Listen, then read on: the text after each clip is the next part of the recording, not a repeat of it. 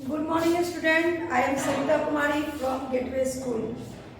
आप लोग को क्लास 4th के बच्चों को मैं पार्ट 3 में हिंदी व्याकरण के पार्ट 3 में पार्ट 1 में मैंने डिफिनीशन बताया था, चैप्टर 1 का टोटल को समझाई थी। उसके बाद पार्ट 2 के वीडियो में मैंने उससे जुड़े सवालों को बोर्ड पे लिखा था। पार्ट 3 में चैप्टर 2 को पढ़ाने जा रही हूँ। चैप्टर 2 में आपका वर्ण विचार है। चैप्टर 2 में आपको दिया हुआ है वर्ण विचार। तो वर्ण विचार वर्ण कहते किसे हैं? हम लोग पिछले कक्षा में भी पढ़े हैं कि वर्ण किसे कहते हैं। वर्ण उस मूलध्वनि को कहते हैं जिसके खंड या टुकड़े नहीं किए जा सकते हैं। खंड या टुकड़े का मतलब होता है तोड़ नहीं सकते हैं। तो वर्ण को हम लोग तोड़ नहीं सकते हैं, लेकिन स्वर्ण वर्ण को तोड़ सकते हैं। क्यों? सही है? गलत है। स्वर्ण वर्ण को नहीं तोड़ सकते हैं, व्यंजन को तोड़ सकते हैं। लेकिन चूंकि हम खाली वर्ण पढ़ रहे हैं तो वर्ण में हम कह सकते हैं वह मूलध्वनि जिसके खंड या टुकड़े नहीं किए जा सकते, अर्थात स्वर्ण वर्ण। चलिए अब आगे बढ़ते हैं कि स्वर्ण वर्ण में आपको पढ़ना क्या है।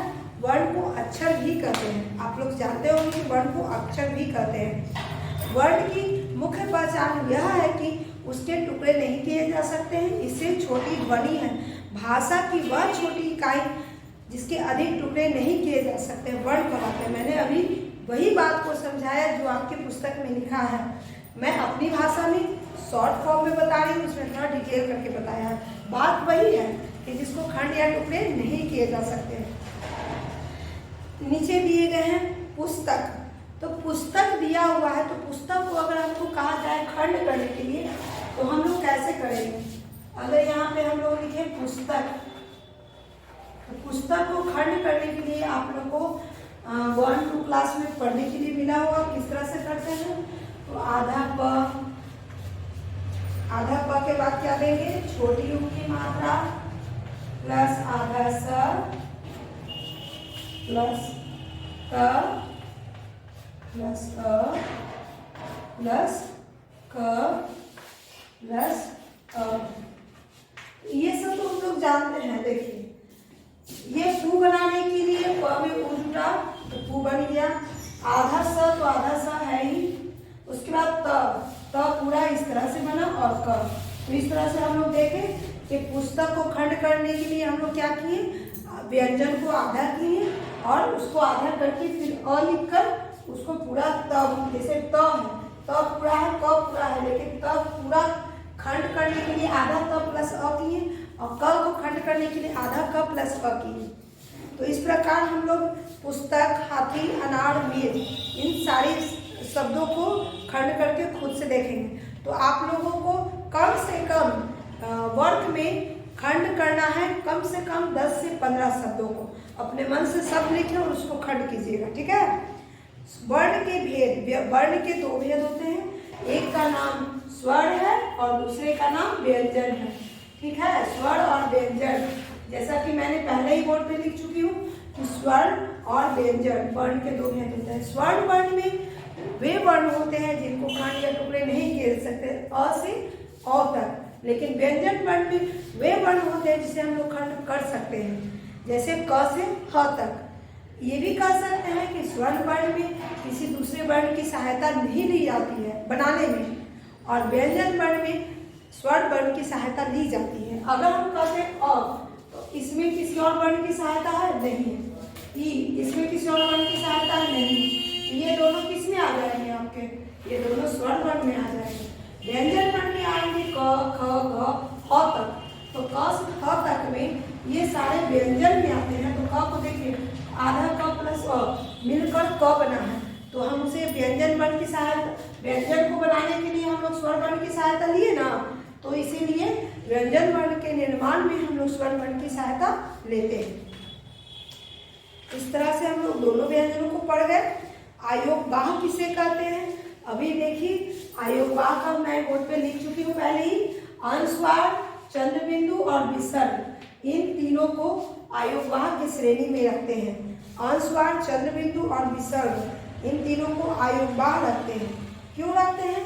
क्योंकि इसके उच्चारण में आधा ह निकलता है और इन दोनों के में न छुपा हुआ है, तो ये स्वर्ण वर्ण भी ना हो सकते न व्यंजन हो सकते। इसमें आधा न है, इसमें भी न का उच्चारण है, अ और न दोनों मिले हुए हैं, स्वर और व्यंजन दोनों मिले हुए हैं उच्चारण में, तो इसीलिए इसे हम अयोग्य श्रेणी में रखते हैं।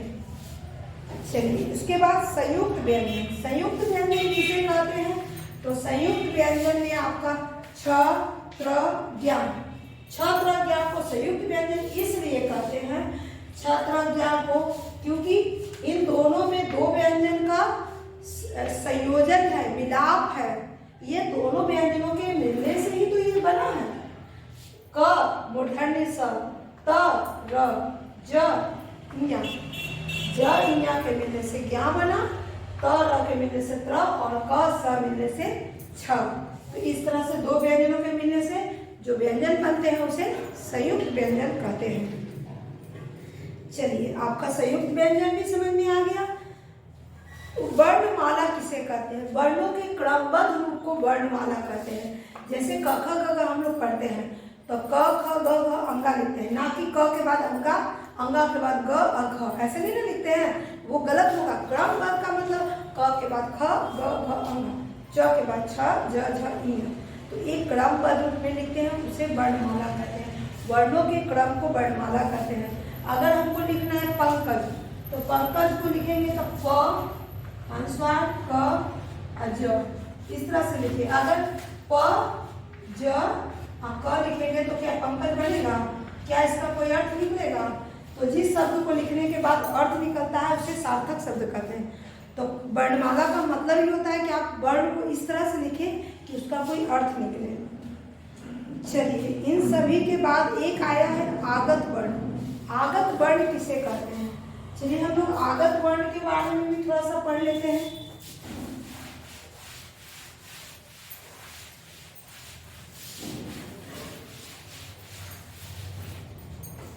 आगत वर्ण,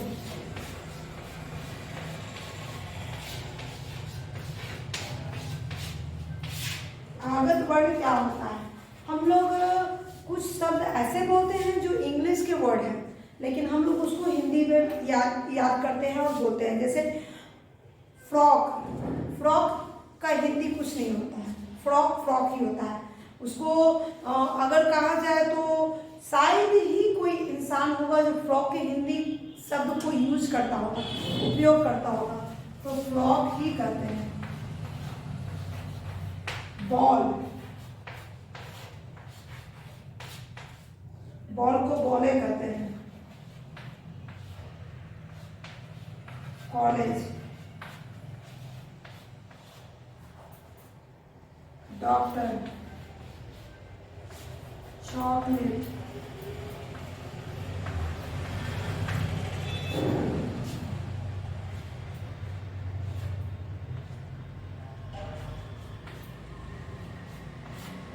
जुबान, फन। कुछ ऐसे शब्द होते हैं जिसे इंग्लिश में भी वही बोलते हैं, हिंदी में भी बोलते हैं, लेकिन हम लोग जानते हैं लेकिन उसका उपयोग नहीं करते हैं। फ्रॉक, बॉल, औ की मात्रा लगा है लेकिन हम इस तरह से और नहीं देकर इस तरह का कर दिए हैं, तो मात्रा ही है लेकिन उपयोग हम लोग इस तरह से करते थे। इसे आगत वर्ण कहते हैं। ठीक है, कॉलेज हो गया, डॉक्टर हो गया, चॉकलेट हो गया। कुछ ऐसे होते हैं जुबान, तो जुबान लिखा हुआ है जुबान, लेकिन हम लोग बोलते हैं जुबान। जुबान का मतलब यहाँ पे जो ज के नीचे अनुस्वार के जैसा जो दिया हुआ है उसके वजह से ज को उच्चारण में हम लोग डबल ज का उच्चारण करते हैं। फन लिखा हुआ है फन, लेकिन हम लोग बोलते हैं फन। फन का मतलब होता है एक गुण, एक कला। आपके अंदर एक कला है, आपके अंदर एक फन है। तो इस तरह से कुछ शब्द ऐसे होते हैं जिसे हम यूज करते हैं। फर्ज, फर्ज लिखाता है फर्ज लेकिन बोलते हैं फर्ज, तो फर्ज होता है।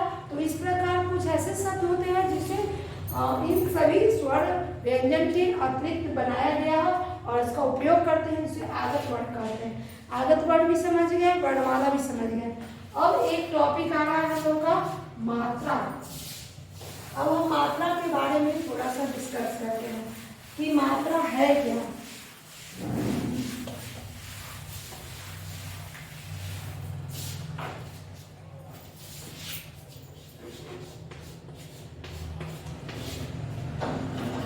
चलिए मात्रा पढ़ते हैं। स्वर्ण वर्णों के बदले हुए रूप को मात्रा कहते हैं। मेरे अनुसार डिफिनेशन यही है। स्वर्ण वर्णों को जिन चिन्हों के द्वारा हम लोग व्यक्त करते हैं उसे मात्रा कहते हैं। यहाँ पे दिया हुआ है सभी स्वर्ण और व्यंजनों को मिलकर वर्ण नहीं, लिखते समय जब स्वरों के व्यंजनों के साथ मिलाया जाता है तो उनका रूप बदल जाता है, यही रूप मात्रा कहलाता है। वही बात मैं अभी आप समझा। स्वर्ण वर्णों को जब हम चिन्ह के द्वारा लिखते हैं और उच्चारण वही स्वर्ण वर्ण होते हैं तो उसे मात्रा कहते हैं। जैसे देखिए मैंने ये लिखा औ, ठीक है, औ को हम लोग ऐसे भी लिखते हैं। अगर हमको लिखना है मौन या लिखना है कौवा तो कौवा भी हम लोग ऐसे लिखते हैं या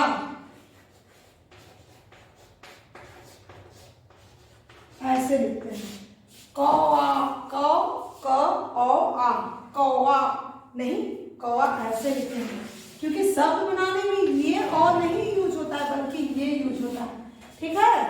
तो इसके ही बदले रूप को इसको भी औ बोलते हैं, इसको भी औ बोलते हैं, लेकिन जब शब्द हम बना रहे हैं तो इसका उपयोग कर रहे हैं, इसका उपयोग नहीं कर रहे। तो इन मात्राओं को ही यानी स्वर्ण वर्ण को बदले हुए रूप को अ लिखना है तो हम मात्रा में क्या करते हैं, ऐसे लिखते हैं। ई लिखना है तो हम मात्रा में क्या करते हैं, ऐसे लिखते हैं। बड़ी ई लिखना है तो मात्रा में ऐसे लिखते हैं। री लिखना है तो मात्रा में ऐसे लिखते हैं।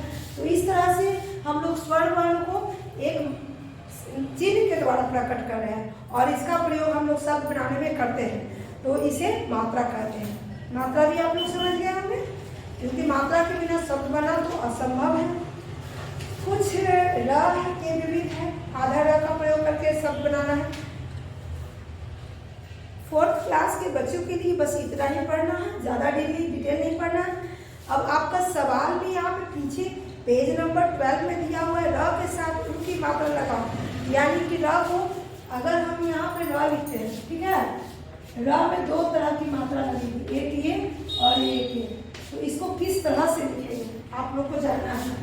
र में इस तरह का लग गया तो कौन सा हो गया। र में अगर ये घुमाकर है और एक इस तरह से किया हुआ, इस तरह से,